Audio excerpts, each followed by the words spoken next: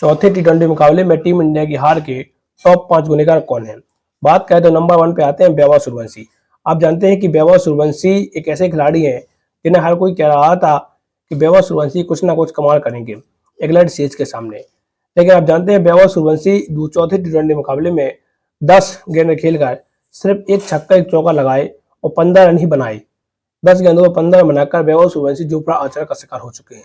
आपको पता होना चाहिए कि जोफ्रा आर्चर वैभव सूर्यवंशी को कहकर आउट कर रहा है।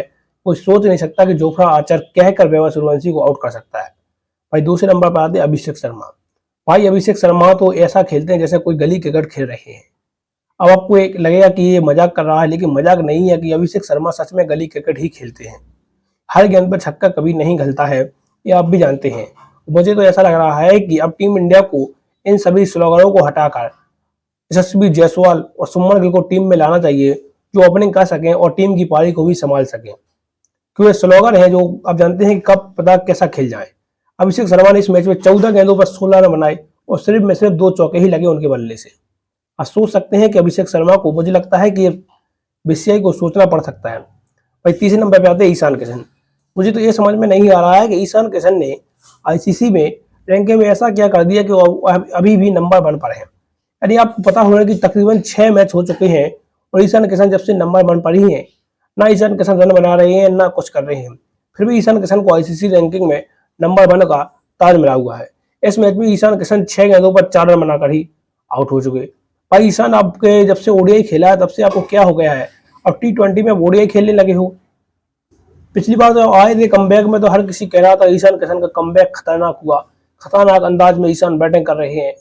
लेकिन अब क्या हुआ ईशान किशन? भाई चौथे नंबर पर है तिलक वर्मा। मुझे तो ये समझ में नहीं आ रहा है कि टीम इंडिया ने 22 कप्तान तिलक वर्मा को बना कैसे दिया। आप सोच नहीं सकते कि तिलक वर्मा का स्ट्राइक रेट स्पिन के सामने तो 102 का स्ट्राइक रेट है। स्पिनर के सामने तिलक वर्मा का स्ट्राइक रेट 102 का है।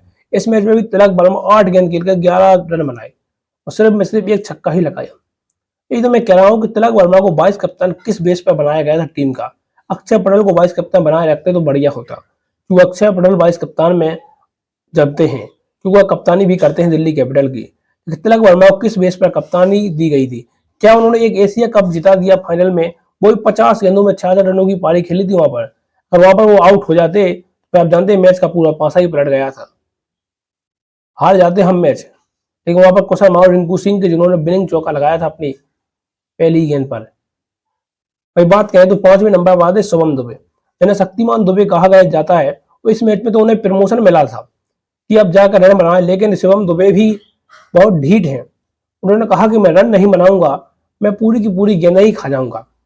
यानी आपको पता होना चाहिए कि शिवम दुबे 22 गेंद पर सिर्फ 23 रन और एक छक्का लगा। यानी शिवम दुबे आप जानते हैं बिल जैक्सन के सामने ओवर डाल रहे हैं, उनके सामने ओवर आदिल रशीद डाल रहे हैं, लेकिन उनके बल्ले में भाई गेंद ही नहीं आ रही है। आप जानते 23 गेंद 22 रन।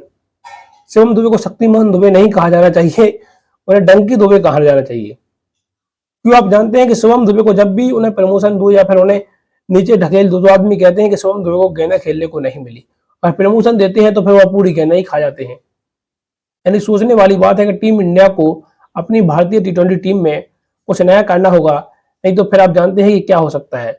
अगले 6 मैचों में से टीम इंडिया 5 मैच हार चुकी है और एक मैच भी वह हार जाना चाहिए था टीम इंडिया को, अगर उस मैच में बारिश ने कहे न रहा हुआ तो। लाइक करें, फॉलो करें, कमेंट में जरूर बताएं कि टीम इंडिया की हालत किस प्रकार हो चुकी है।